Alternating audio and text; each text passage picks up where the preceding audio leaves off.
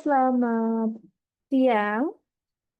Izin untuk tes mikrofon terlebih dahulu, Bapak Ibu, dan juga tim dari ahli hama. Apakah suara saya sudah terdengar dengan jelas? Mohon untuk reaction Bapak Ibu kita semua bisa berkomunikasi di kolom chat. Apakah suara saya sudah terdengar? Oke, sambil menunggu peserta untuk join ya, kita kenalan terlebih dahulu Bapak Ibu. Oke, suara saya sudah terdengar ya. Terima kasih untuk responnya Bapak Ibu. Oke, nah karena sudah pukul 14.00, kita akan buka dulu ya. Pestok ahli hama ini sudah ke berapa ya? Ke 49 ya sepertinya. Karena tiap Jumat ya, nanti dalam 1 bulan kurang lebih ada 2 sampai 3 kali ya ahli hama melaksanakan pestok seperti itu. Oke, nah Bapak Ibu yang sudah join mungkin rekan-rekannya ya bisa juga diundang untuk bergabung. Kita ada pembahasan gitu ya, perbincangan terkait hama bersama dengan Pest Expert. Tuh. Oke, sebelumnya selamat datang bagi Bapak Ibu yang baru pertama kali join di Pestok Ahli Hama. Nantinya Pestok akan diupload ya Bapak Ibu di YouTube dari Ahli Hama. Nah, bagi yang belum subscribe maka silahkan untuk subscribe. Kemudian bagi yang belum join di grup maka silahkan untuk join di link-link yang sudah dikirimkan oleh admin ahli hama gitu ya. Jadi informasi-informasi yang berkaitan dengan ahli hama yang dikirimkan oleh admin ahli hama adalah informasi yang valid ya Bapak Ibu semua.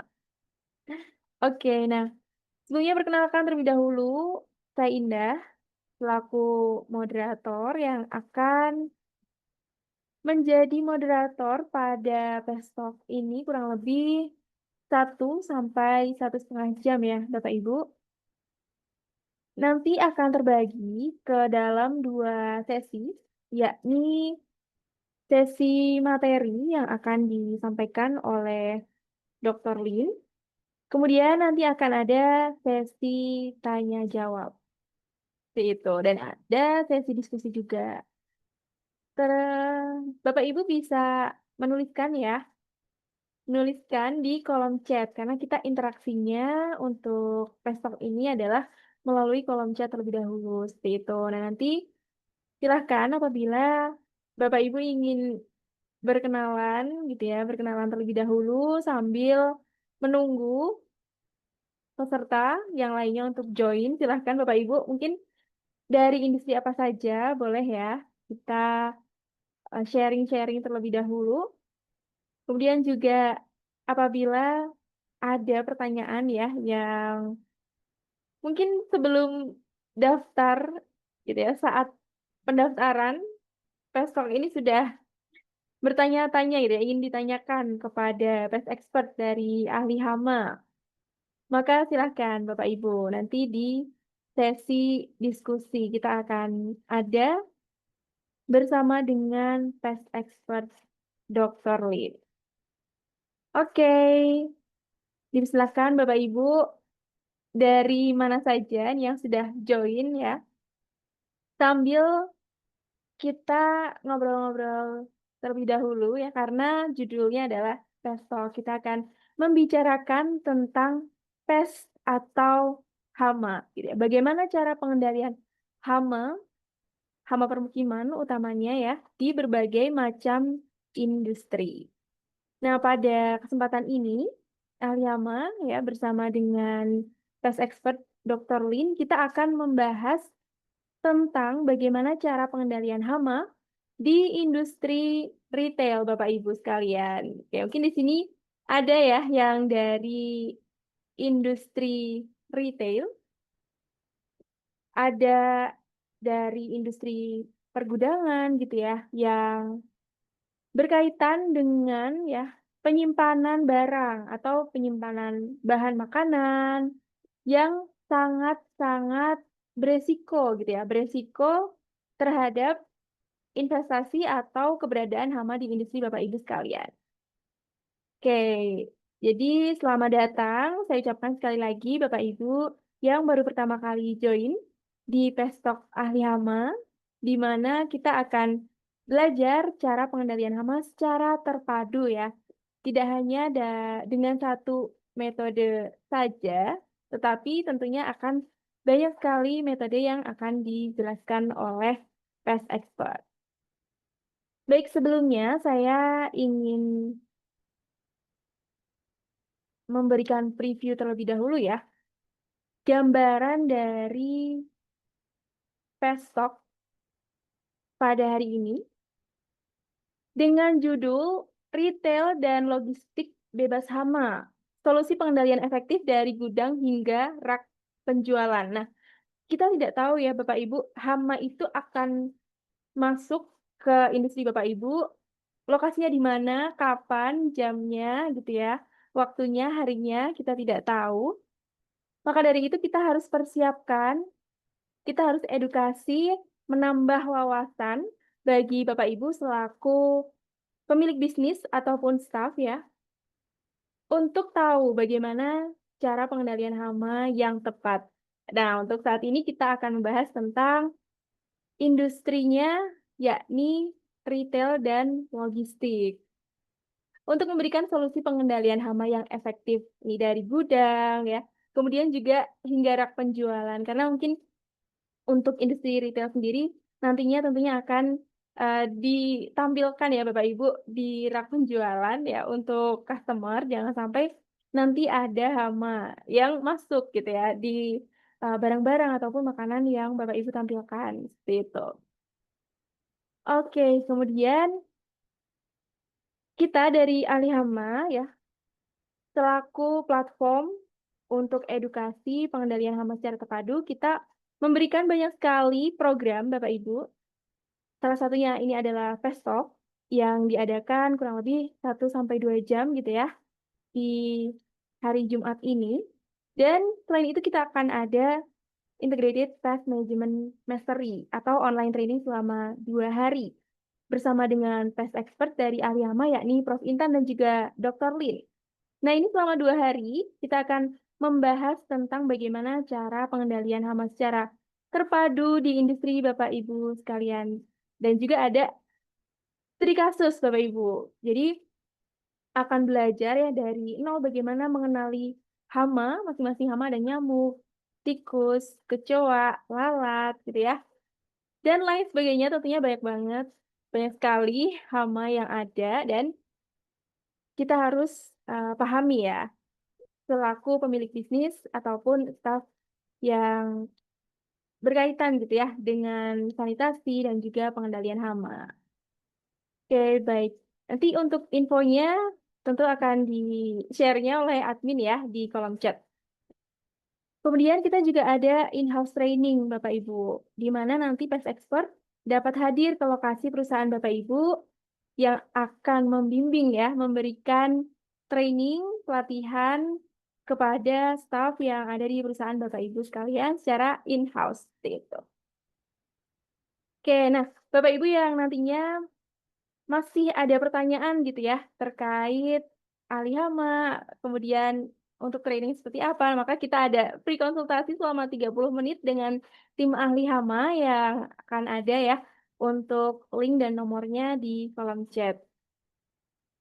Oke, kita juga sangat banyak ya Bapak Ibu untuk edukasi bentuknya, salah satunya ada e-course juga gitu. Nanti kita akan share juga informasinya di kolom chat. Ini untuk preview.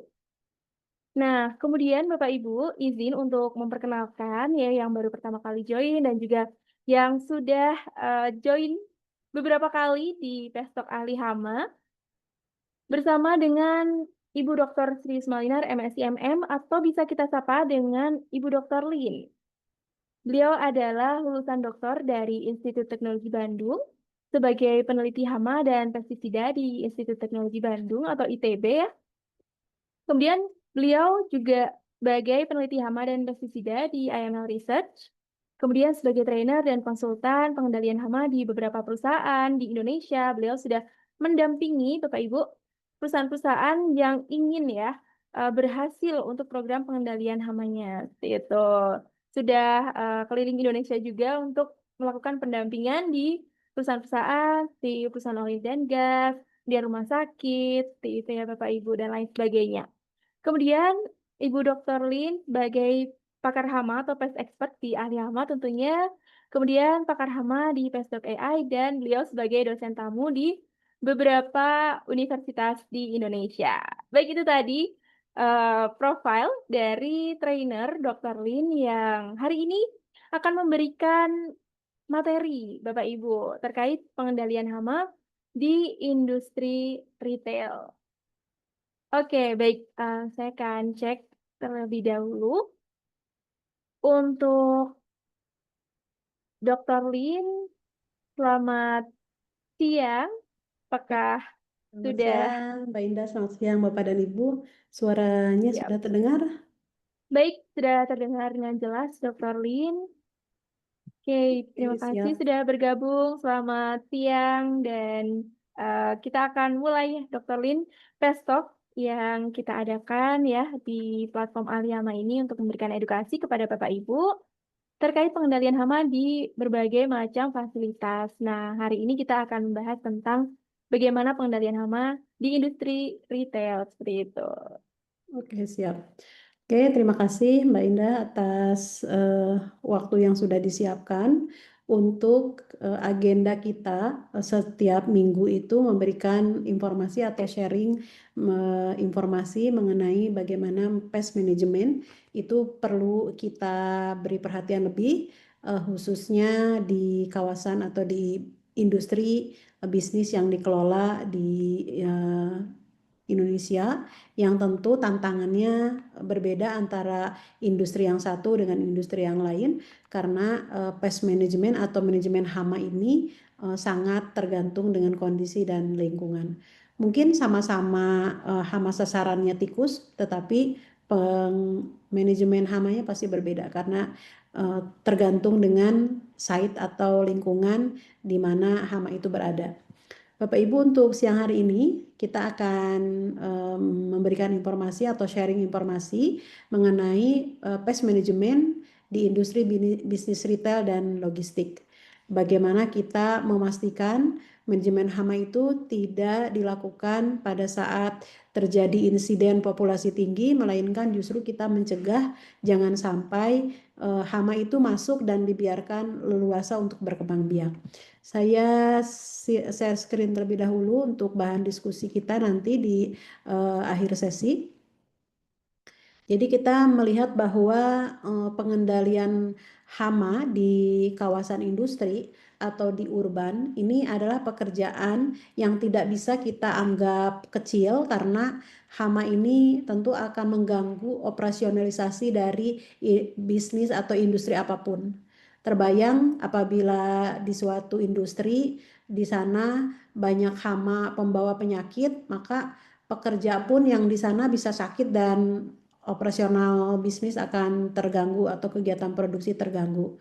Di bisnis retail pun sama gitu ya, di bisnis logistik yang berhadapan langsung kepada konsumen. Nah, di situ ada tantangan juga konsumen yang akan membeli produk-produk yang di display di sana tentu akan berpikir ulang apabila di bisnis tersebut banyak hamanya karena satu insiden yang kelihatan berarti itu menandakan di sana jumlahnya tidak sedikit hamanya gitu ya. Nah, berbeda dengan di pertanian. Kalau pertanian itu ada istilah batas ambang ekonomi. Jadi selama jumlah hamanya menyebabkan panennya di bawah 10% atau 15% itu dianggap tidak perlu diperhatikan dengan serius karena biaya pengendaliannya itu sangat mahal.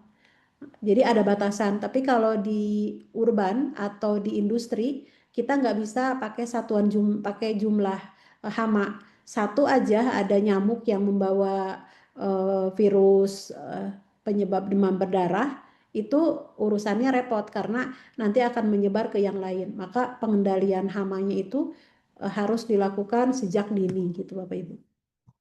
Oke, kita lihat di slide pertama kita bicara tentang bagaimana rantai pasok dari kegiatan industri retail dan logistik ini. Kita bisa melihat bahwa ini adalah industri yang ekosistemnya sangat kompleks. Maksudnya adalah di setiap titik kegiatan itu sama peluangnya membuka kesempatan hama itu bisa masuk dan bisa berkembang biak, bahkan bisa merusak apakah itu di sisi produknya maupun juga menyebabkan penyakit, membawakan penyakit atau jadi perantara penyebab penyakit kepada pekerja atau orang yang beraktivitas di sana, termasuk juga customer. Nah, kita akan lihat misalnya seperti di step gudang misalnya ya. Nah, gudang itu tentu jadi awal dari kegiatan rantai pasok dan tentu di sini akan menjadi titik di mana barang itu disimpan dalam jumlah yang besar, barang-barang dari supplier, bahan baku dan segala macam. Nah, Bapak Ibu bisa bayangkan ini pasti industri bekerja sama dengan pihak supplier dari luar. Kalau pihak suppliernya tidak memiliki pemahaman tentang manajemen hama, bisa saja mereka mengirim barang yang di dalamnya sudah ada tanda-tanda kehadiran hama. Apakah dalam bentuk telur atau dalam bentuk eh, larva atau juga pupa. Jadi belum belum dewasanya mungkin. Atau bisa juga dalam bentuk dewasa karena beberapa kutu atau kumbang yang ada di hama gudang tuh mungkin ukurannya kecil gitu ya, tapi dia sudah masuk tahap dewasa. Lalu yang kedua adalah rantai transportasi. Ini pun sama, memiliki potensi besar bagaimana hama itu bisa masuk. Misalnya kita sudah jaga di gudang, mulai dari gudang penyimpanan bahan baku, lalu kegiatan produksi, lalu gudang untuk end product atau produk yang siap dijual. Itu misalnya sudah dijaga agar bebas dari atau sudah terhindar dari hama. Tapi kita belum selesai urusannya karena pada saat transportasi, nah berarti ada barang yang keluar, ada pintu yang keluar gitu Bapak Ibu, sehingga di transportasi pun sama memiliki potensi besar bagaimana hama itu bisa masuk. Dan transportasi ini nggak bisa kita kita yakin bahwa ini aman, misalnya transportasi darat kita nggak bisa pastikan kapalnya, bisnya atau mobilnya itu bebas dari hama karena transportasi itu aksesnya terbuka. Demikian juga di laut atau bahkan di udara, karena dalam info-info yang kami kaji itu di pesawat terbang pun itu sangat memungkinkan ada hama itu masih bisa hidup di sana gitu. Nah, jadi transportasi pun menjadi rawan untuk masuknya hama. Lalu yang ketiga adalah dari sisi tempat terakhir atau end place, yaitu toko dan konsumen. Ini memang titik akhir. Tuh ya Bapak Ibu bisa lihat di toko-toko besar atau swalayan atau minimarket atau juga toko tradisional. Di sini titik akhir di mana memang eh, tempat bertemunya antara produk dengan pelanggan, baik itu yang di rak toko fisik maupun di paket e-commerce. Sama saja itu nanti yang menerimanya adalah pelanggan atau konsumen. Nah, di sini kita bisa melihat bahwa saat produk itu bertemu dengan pelanggan, kalau kita tidak menerapkan manajemen hama yang baik, bisa saja pelanggan pas buka barang atau produknya di situ sudah ada hama yang merusak produk tersebut gitu ya, baik yang di toko fisik maupun di e-commerce. Ini adalah rantai pasok yang dari awal sampai akhir pun ini juga titik-titik yang rawan tentang kehadiran hama. Nah, selain berikutnya adalah bicara mengapa hama yang ukurannya sangat kecil itu bisa serius juga ancamannya Bapak Ibu. Yang pertama, kita tidak bisa pandang enteng bahwa investasi atau kehadiran hama ini hanya gangguan-gangguan kecil, tetapi sebetulnya kalau kita biarkan ini tanpa ada manajemen pengendalian, yang ada ini akan jadi ancaman. Jadi kita bisa bayangkan kalau dari produk-produk yang ada, apakah itu di retail atau di logistik, tercemar atau terkontaminasi hama, apalagi itu di makanan, misalnya obat atau kosmetik atau skincare, orang udah punya nanti pengalaman yang buruk sehingga orang tidak mau pakai produk yang sudah di-create itu. Nah, jadi kita nggak bisa pandang remeh karena kehadiran hama itu selalu menjadi tanda bahwa produk itu aman atau tidak gitu. Kenapa kita harus melihat ini sebagai hal yang penting? Karena kita nggak bisa memungkiri bahwa hama-hama yang ada di industri atau di permukiman itu adalah hama-hama yang sebetulnya menjadi hewan perantara dari si penyebab penyakit tersebut. Misalnya tikus, kecoa, mereka jangan salah bahwa vektor penyakit yang cukup juga membahayakan ya. Nah, termasuk juga leptospirosis itu bisa mengkontaminasi produk-produk dan lingkungan kerja. Jadi kalau untuk urusan kesehatan rasanya tidak ada toleransi, ini harus diperhatikan dengan serius karena urusannya nyawa. Nah, maka kita tidak bisa pandang remeh tentang ancaman hama ini karena efek kepada resiko kesehatan. Yang kedua adalah resiko terhadap finansial. Nah, tentu industri bisnis apapun yang mau dikejar adalah bagaimana sustainability dari finansial tersebut. Nah, dengan adanya hama, tentu ini bisa secara langsung terdampak produk-produknya menjadi rusak dan terkontaminasi yang nantinya ya oleh otorita harus dimusnahkan karena tidak bisa masuk ke pasar dan tentunya dari sisi kerugian bisa besar gitu seperti itu Bapak Ibu karena kita berhadapan dengan produk itu akan dikonsumsi oleh masyarakat. Nah, maka tentang hama ini sangat banyak regulasinya sehingga perlu mendapatkan perhatian yang cukup serius. Yang ketiga adalah nama baik atau reputasi. Nah, untuk informasi di era sekarang, tentu dengan media sosial yang memiliki dua sisi. Di sisi pertama itu bisa menyebarkan informasi yang kesan-kesan baik dari suatu produk, tapi di satu sisi bisa juga menjadi bumerang karena sekali ada insiden atau keluhan dari pelanggan lalu diviralkan itu kejadian yang hanya satu dua istilahnya bisa merusak citra merek yang sudah dibangun bertahun-tahun. Bahkan kita sering melihat bahwa ada usaha yang sudah dibangun sedemikian rupa dengan tentu oleh foundernya secara sungguh-sungguh. Ternyata ada insiden yang tentang hama itu jadi langsung langsung hancur seketika. Nah, ini memang reputasi bisnis itu memang bisa terancam oleh insiden adanya hama. Nah, oleh karena itu makin ke sini kita perlu mendudukan manajemen hama menjadi sesuatu yang sama pentingnya dengan kegiatan inti dari bisnis tersebut. Nah, eh, untuk efek viral gitu ya sebagai bencana dari reputasi ini, kita memang sekali lagi berada di era atau di masa digital sehingga satu insiden itu bisa jadi berita utama. Misalnya kita kita lihat ilustrasi ini. Ini di display misalnya ini terjadi di luar ya Bapak Ibu. Pas dilihat pas pengunjungnya atau konsumen yang ngelihat itu ada tikus. Nah, orang udah bisa melihat, waduh, ini hanya satu tikus tapi bisa memberikan kesan ke semua. Nah, sebelahnya juga sama, pas terima produk e-commerce, lalu ada kecoanya. Nah, itu kan sangat-sangat cepat gitu informasi itu menyebar. Dan sekali lagi kesalahan kesalahan kecil itu bisa menyebabkan bisnis itu menjadi tidak dipercaya lagi. Nah, jadi kita bisa melihat efek viral ini bisa menjadi bencana bagi reputasi. Artinya satu tikus ini hanya satu tikus tapi menyebabkan ribuan pelanggannya hilang. Itu ya Bapak Ibu. Memang tidak adil, tapi ya itulah dalam bisnis itu terkadang kita perlu melihat bahwa kepercayaan itu nomor satu.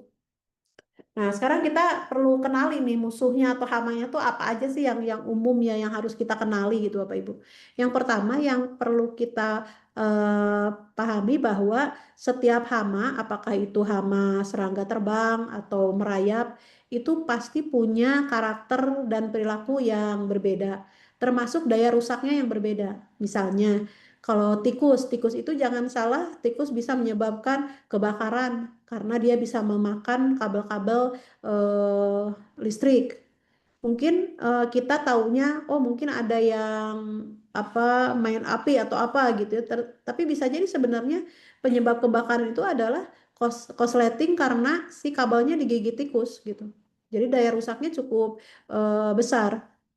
Demikian juga seperti rayap, Bapak Ibu. Itu rayap kita melihat ukurannya kecil, tapi kalau dia berkembang jumlahnya banyak, kita lihat bangunan yang nampak modern pun bisa runtuh gitu, seperti itu. Nah, maka dengan melihat karakteristik dan daya rusaknya yang berbeda, maka yang perlu kita lihat adalah bagaimana nih langkah dari pengendaliannya. Misalnya ini tikus, Bapak Ibu ya. Jadi kalau di industri retail dan logistik, apa yang bisa dirusaknya?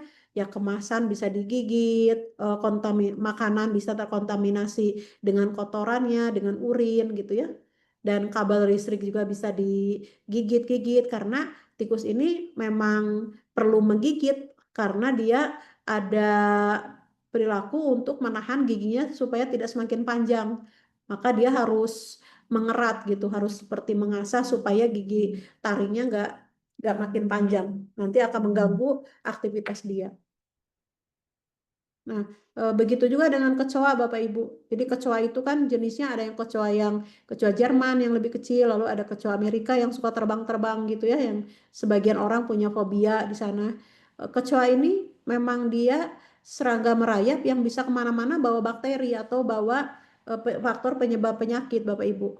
Dan bagi sebagian orang yang punya alergi atau asma, kehadiran kecoa ya bisa juga memperparah dari gejala asma tersebut. Selain kehadiran kecoa itu memang dia menimbulkan bau yang tidak sedap dari sisi kotoran dan sisa dari bangkai dari kecoa tersebut. Nah, di industri retail dan logistik tentu ada gudang, jadi memang ada lagi serangga hama gudang. Nah, ini seperti kelompok kumbang, ngengat gitu yang memang mereka menyerang produk-produk yang menjadi makanannya, yaitu biji-bijian, tepung, rempah, gitu ya. Jadi kita perlu melihat apa aja sih hama yang umum selain hama yang serangga terbang seperti lalat dan nyamuk itu juga akan cukup mengganggu juga kepada pekerja yang karyawan yang bekerja di sana atau kepada konsumen. Nah, sekarang kita akan lihat di manakah pintu masuk dari hama ini ke rantai logistik. Nah, ini dikatakan hama sangat oportunistik, artinya mereka tuh benar-benar melihat peluang gitu ya. Mana aja nih yang bisa mereka tuh masuk gitu. Dan mereka tuh sangat pintar, kita kita kira lubangnya kecil, Mbak, bagi mereka tuh bisa masuk. Jadi kita kira nggak mungkin nih, paling celah doang dia nggak akan bisa masuk gitu. Padahal dia bisa masuk. Dan kalau kita tidak lakukan pemeriksaan atau inspeksi, ya mereka nanti akan berkembang biak dengan leluasa. Nah, selanjutnya adalah dari proses kiriman masuk. Jadi misalnya tadi dari supplier, maka kerjasama dengan supplier itu menjadi hal penting karena mereka mungkin kalau yang tidak menjalankan pest management secara terpadu, bisa saja ngirim eh, bahan baku atau kemasan itu tanpa disadari di dalamnya misalnya di kayunya itu ada rayap atau sudah ada kumbang misalnya ya atau ada ngengat itu sangat mungkin masuk dari kiriman atau dari supplier. Yang kedua dari kegiatan di retail atau di logistik tersebut. Nah, artinya kan tetap ada kalau di retail di situ ada tempat untuk display produk-produk yang nanti dilihat oleh konsumen. Nah, itu pasti suatu bangunan. Nah, maka harus dilihat lubang di sekitar pipa atau ventilasi tanpa jaring itu memang bahkan pintu yang tidak tertutup merupakan jalan tolnya bagi hama, artinya jalan yang sepertinya mereka nggak ada hambatan nih, tinggal masuk aja, tinggal keluar masuk gitu Bapak Ibu. Nah ini yang kadang kita melihat hal-hal ini bisa terabaikan untuk ditangani. Yang ketiga adalah lingkungan sekitar. Kenapa kita mesti peduli juga dengan lingkungan sekitar? Karena bisa jadi mungkin di industri kita sudah kita atur, misalnya tentang sumber-sumber datangnya hama, misalnya dari bagian manajemen sampah. Tapi kita lupa ternyata di lingkungan sekitar kita ada juga yang eh, pembuangan sampahnya tidak terkelola, misalnya atau banyaknya tumpukan barang. Nah, jangan salah nanti kita bahkan kena imbas kedatangan hamanya pada kita sudah menjalankan itu. Maka kita perlu lihat lingkungan sekitarnya seperti apa. Jadi kami misalnya pernah melakukan konsultasi di rumah sakit, di suatu rumah sakit. Nah, kita lihat rumah sakitnya itu ternyata di sekitarnya adalah banyak aktivitas orang berjualan. Jadi seperti pasar tumpah gitu ya, Bapak Ibu. Lalu di belakangnya ada saluran air yang besar. Nah, mungkin di rumah sakitnya sudah melakukan, tapi ternyata si sumber lingkungan eksternalnya mendukung untuk hamanya datang lagi. Nah, jadi memang kita perlu melihat nih kemana, di mana saja rantai atau celah si hama itu bisa keluar masuk. Nah, sekarang kita bicara tentang rantai kerusakan dari serangan hama. Nah, sebetulnya dampak ini nggak langsung kelihatan semuanya Bapak Ibu, tetapi sifatnya bertahap. Mulai dari produknya rusak karena terkontaminasi. Tapi kalau dibiarkan sedemikian rupa dianggap tidak penting atau tidak mendapat perhatian khusus, maka yang paling besar dampaknya adalah operasionalnya menjadi lumpuh.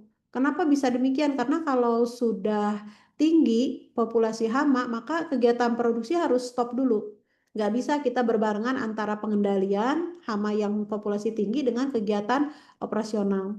Artinya produksinya atau tokonya harus buka sambil mengendalikan hama itu tidak tidak akan efektif. Yang ada nanti hama dari luar malah dari dalam malah terbawa oleh orang-orang yang ada di sana yang bisa keluar masuk.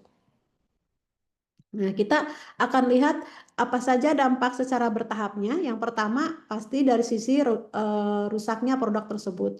Misalnya ada kontaminasi fisik. Apakah itu ada kotoran, ada gigitan yang menyebabkan produknya memang jadi tidak layak jual. Jadi artinya produknya sudah rusak. Pertama tahapannya itu.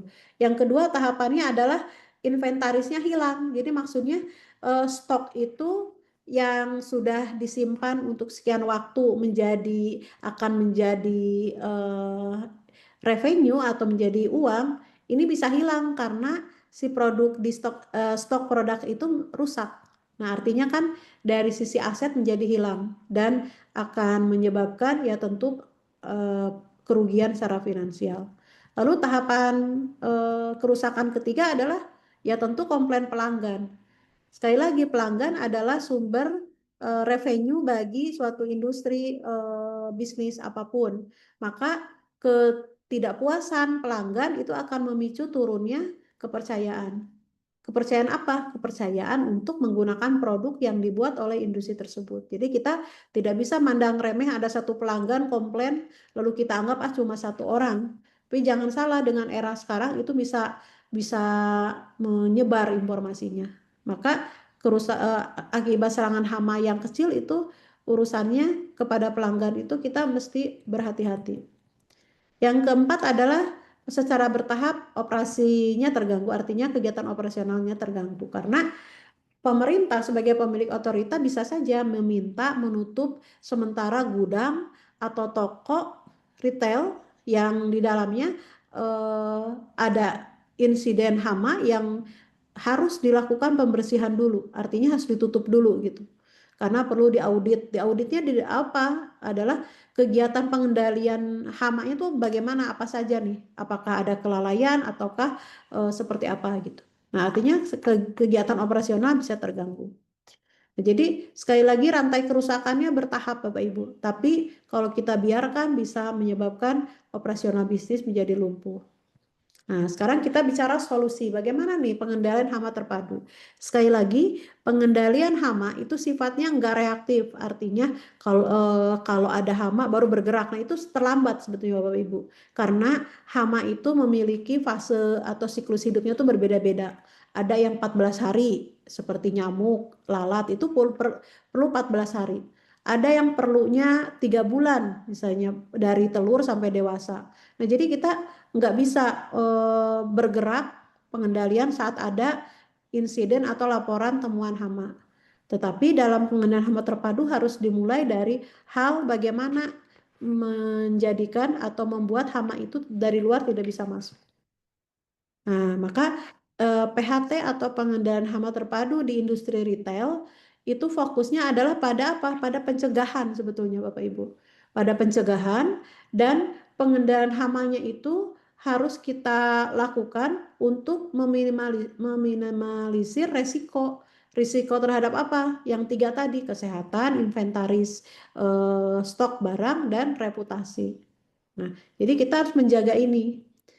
Misalnya kita lihat nih di suatu ilustrasi toko retail ya Bapak Ibu ya, yang langsung berhadapan kepada konsumen yang melakukan pembelian. Nah, kita harus melakukan nih fokusnya bagaimana pencegahan dengan cara memastikan ada prinsip first in first out. Jadi jangan sampai produk lama tuh harusnya diputar gitu. Yang lama harus cepat keluar, yang baru baru masuk. Jadi selalu ada umurnya gitu, umur dari pemasangan atau penempatan produk.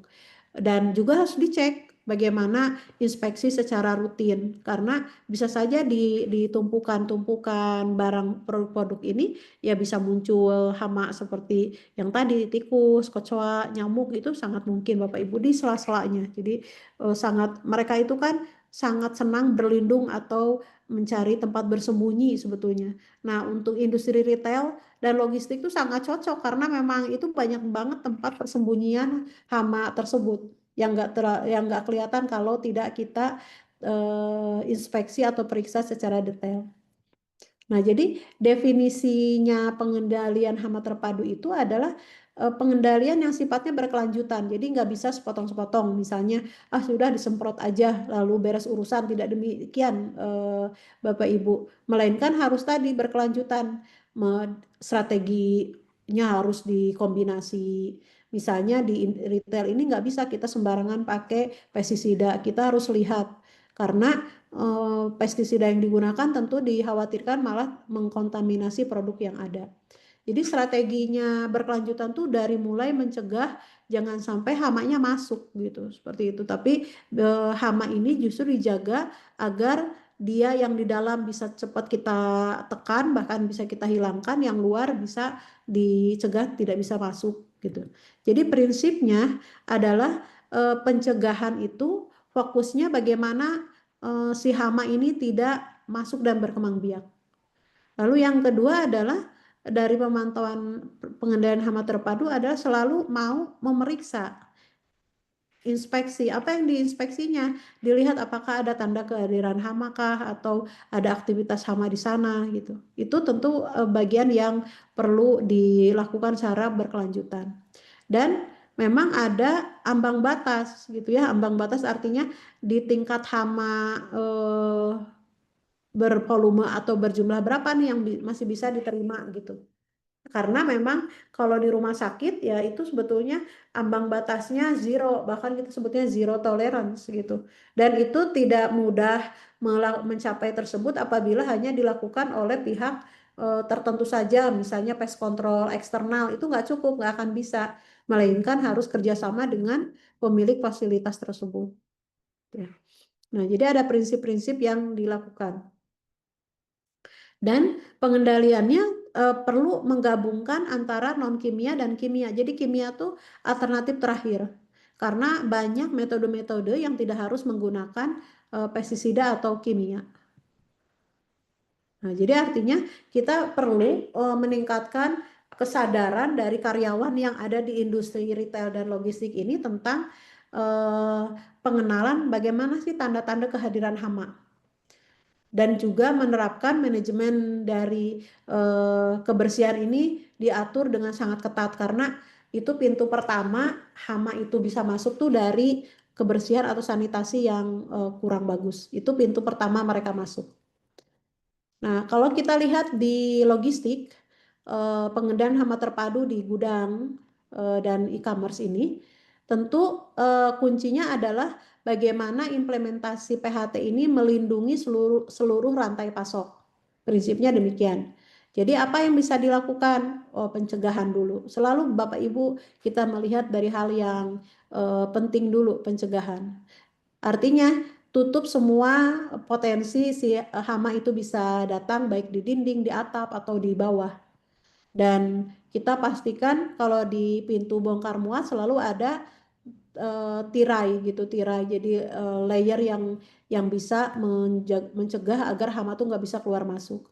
Dan selalu dalam pencegahan ini namanya kebersihan itu standarnya memang harus ketat karena hama ini biasanya sambil nempel dari aktivitas yang tidak bersih. Dan sekali lagi inspeksi, inspeksi itu pemeriksaan, maka harus menjadi SOP dari pemeriksaan setiap barang atau produk dari setiap palet dan kiriman masuk. Nah, jadi ini yang dikatakan bahwa logistik, industri logistik dan retail itu sangat kompleks ekosistemnya. Maka kita perlu membuat tim yang khusus. Kita tidak bisa menyerahkan tanggung jawabnya kepada pest control eksternal karena tahapan pekerjaannya banyak. Jadi perlu dibangun juga tim internal dari fasilitas dari industri bisnis dalam hal ini retail dan logistik.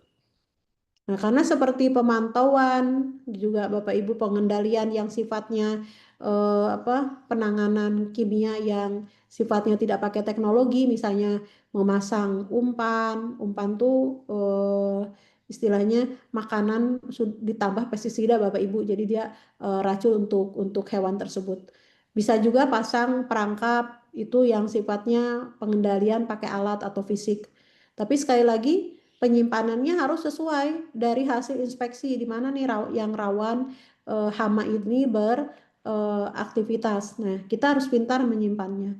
Nah, apabila memang menemukan populasinya tinggi, nah tentu bisa bekerja sama dengan pest control eksternal yang memang memiliki tugas dengan kondisi hama yang rumit, artinya yang kompleks. Jadi kalau yang sifatnya sederhana, ringan, bisa dilakukan oleh tim pengendali hama internal. Tapi kalau yang perlu alat besar, teknologi, kimia, penggunaan kimia harus saat itu karena populasinya tinggi, maka bisa bekerja sama dengan pest control eksternal. Nah, jadi kita bisa melihat semuanya harus terjaga. Itu di pengendalian hama terpadu di jantung logistik. Nah, sekarang kalau bagaimana nih pengendalian hama terpadu secara praktis di toko fisik, artinya toko-toko yang memang fokusnya itu menjual barang-barang yang konsumen bisa melihat langsung. Nah, kalau di tingkat toko, fokusnya itu adalah bagaimana rotasi stok itu diatur, lalu kebersihan itu menjadi hal yang sangat dipentingkan dan pengawasan atau pemeriksaan di titik-titik krusial, artinya yang rawan hama itu datang. Nah, di manakah area kritisnya? Kalau di toko fisik tentu yang paling utama adalah di rak produk dan display itu yang paling utama karena kalau kelihatan hama oleh konsumen itu orang udah menyangka wah ini banyak nih di tempat lain. Nah, maka strategi praktisnya tentu kita perlu lakukan sistem FIFO, first in, first out. Jadi itu untuk rotasi stok. Selain membersihkan area bawah rak secara rutin, karena si tikus ini mudah sekali masuk. Area kritis yang kedua adalah gudang penyimpanan toko. Nah, ini strateginya tentu kita jaga agar barang tuh jangan sampai nempel ke dinding dan pastikan ventilasinya baik dan tidak ada kebocoran. Yang ketiga adalah area kritisnya di toko itu area pembuangan sampah. Nah, maka manajemen sampah itu perlu diatur dengan baik karena ini akan memicu si hama itu datang. Lalu yang kelima, yang kritis itu di toko adalah area produk segar dan dingin. Nah, ini harus dipastikan untuk melihat apakah pintu lemari pendingin itu masih bagus tidak segelnya. Karena jangan salah, kalau ada genangan air walaupun jumlahnya kecil tapi dia stagnan atau air itu selalu ada di sana, itu bisa menarik lalat berkembang biak di sana termasuk kecoa. Nah, jadi Bapak Ibu bisa melihat bahwa PHT atau pengendalian hama terpadu di toko yang mengerjakannya siapa? Bukan pest control eksternal, karena ini pekerjaan-pekerjaan yang sifatnya harian. Itu harus diatur oleh pemilik dari industri tersebut dengan membuat tim pengendali hama internal. Karena di sini Bapak Ibu bisa lihat tidak ada penggunaan kimia di sini. Tetapi ini adalah area-area yang krusial. Nah, ini adalah contoh Bapak Ibu di luar, karena di luar negeri tentu menjadi benchmark bagaimana para industri bisnis ini sangat peduli tentang pengendalian hama terpadu. Ini contohnya Walmart, Bapak Ibu, seperti yang diketahui ini termasuk korporasi retail yang besar, yang multinasional di Amerika. Mereka itu rantainya sangat besar. Tuh. Mereka pun menerapkan tentang bagaimana pengendalian hama terpadu. Jadi mereka dengan membuat tim pengendali hama di tempat tersebut secara internal, mereka bisa bisa mengendalikan secara hama secara rutin. Mereka bertugas melakukan inspeksi rutin, sanitasinya, dan terus melakukan teknik penutupan celah-celah agar tidak bisa masuk. Dan mereka juga secara internal bisa melakukan pengendalian secara non kimia seperti pasang perangkap atau menyimpan umpan. Sehingga mereka nanti bisa melatih staf-staf dari pegawai tersebut untuk bisa tahu gimana nih cara mengenalinya. Ya, itu tentu dalam pelatihan yang memang seperti ahli hama sudah menyiapkan jenis-jenis pelatihannya. Itu untuk bisa meningkatkan pengetahuan tentang pengenalan hama tersebut gitu ya, sehingga nanti tindakannya lebih tepat. Nah, sekarang kita lihat nih bagaimana kita perlu berbagi peran. Nah, di sini ada peran strategis pemilik dan manajer retail. Yang pertama, kita bisa lihat, kita bisa lakukan pengendalian hama terpadu itu sebagai kebijakan perusahaan. Artinya sudah bisa dibuat SOP dan standar operasional lainnya. Sehingga kita bisa mengeluarkan aturan main kepada para mitra logistik atau pemasok bahwa mereka pun perlu melakukan protokol dari PHT yang ketat karena retail tersebut jangan menerima produk dari luar tapi ternyata sudah terkontaminasi hama. Lalu yang kedua, peran strategisnya adalah ini investasi jangka panjang.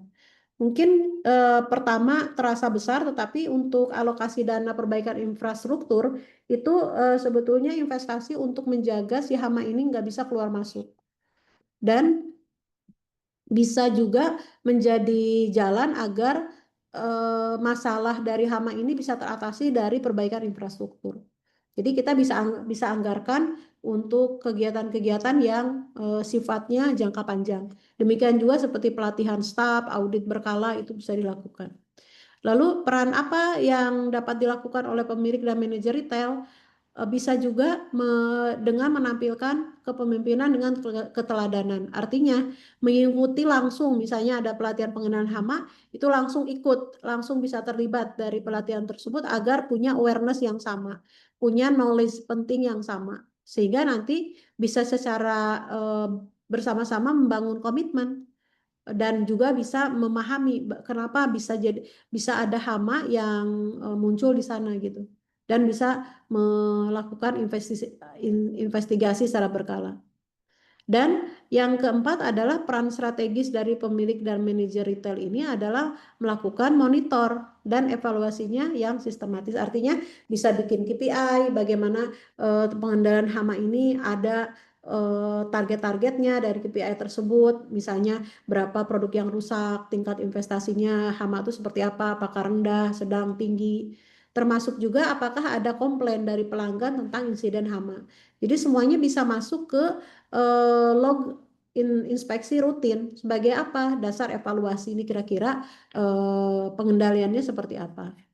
Nah, maka solusi dari pemilik atau pengelola industri retail dan logistik jangan ragu untuk membuat tim internal pengendalian hama. Kenapa? Karena itu pertahanan pertama yang bekerja setiap hari, yang siaga setiap hari, sehingga tidak selalu harus mengandalkan dari vendor atau pest control eksternal yang memang mereka bertugas sifatnya berkala gitu ya, dan akan melakukan pengendalian kimia apabila populasinya tinggi. Tetapi yang sifatnya harian itu bisa dilakukan oleh tim internal pengendalian hama yang dibentuk dari karyawan di industri tersebut. Nah, jadi misalnya sebagai contoh susunannya tim pengendali hama internal itu siapa aja? Yang pertama ya tentu ada di level supervisor yang jadi koordinator dari pengendalian hama internal. Lalu bisa dilibatkan ke dalam tim tersebut adalah perwakilan dari staf gudang atau logistik karena mereka pun perlu punya pemahaman yang cukup. Lalu dari tim kebersihan dan karyawan toko. Jadi bisa saja membangun dari tim karyawan yang ada. Nah, tugas manfaatnya apa? Misalnya tugasnya melakukan inspeksi mingguan atau harian secara rutin. Nanti ada laporan dini. Sehingga nanti dengan respon yang lebih cepat, masalahnya bisa teratasi dengan baik. Dan ini sangat bisa mencapai efisiensi jangka panjang. Serta yang paling penting tentu kita menciptakan lingkungan dan budaya kerja yang higienis. Jadi ini tugas dan manfaatnya ini besar dengan kita membangun tim pengendali hama internal di bisnis itu sendiri. Nah, komitmen jangka panjangnya untuk retail dan logistik bebas hama, perlu pahami bahwa PHT atau pengendalian hama terpadu itu bukan tentang membasmi hama saja, tapi sebetulnya kita membangun sistem dan budaya kerja bebas hama. Maka awareness ini tentang pengendalian hama bukan tanggung jawab sebagian saja, tetapi tanggung jawab seluruh tim. Dan implementasinya harus konsisten, tidak bisa hanya sesekali.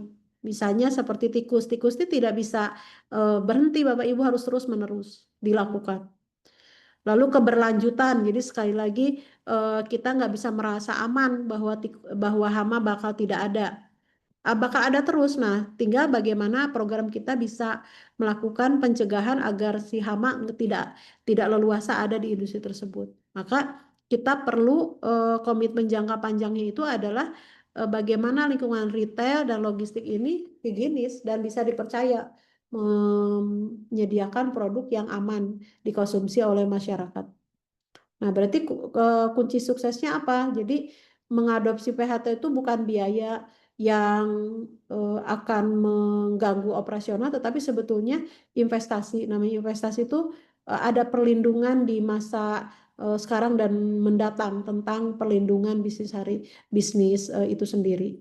Maka kita perlu memulai segera bagaimana edukasi tim, semua harus terlibat. Mulai misalnya kalau di toko dari mulai gudang sampai kasir, mereka paham mengenai peran mereka dalam pencegahan hama. Lalu jadwalkan audit profesional, artinya bisa mengundang ahli hama untuk melakukan penilaian resiko secara menyeluruh dan bisa memberikan rekomendasi. Dan yang terpenting adalah buat rencana actionnya. Jadi selalu ada langkah-langkah kerjanya yang tetap diaudit dan langsung diterapkan. Dan jangan lupa untuk dimonitoring sih, karena kita perlu melihat evaluasi dari efektivitas pengendalian hama di industri tersebut. Nah, mungkin seperti itu Bapak Ibu, nanti kita akan bisa berkembang dalam informasinya dalam sesi tanya jawab. Untuk itu saya serahkan terlebih dahulu kepada moderator. Silakan Mbak Indah.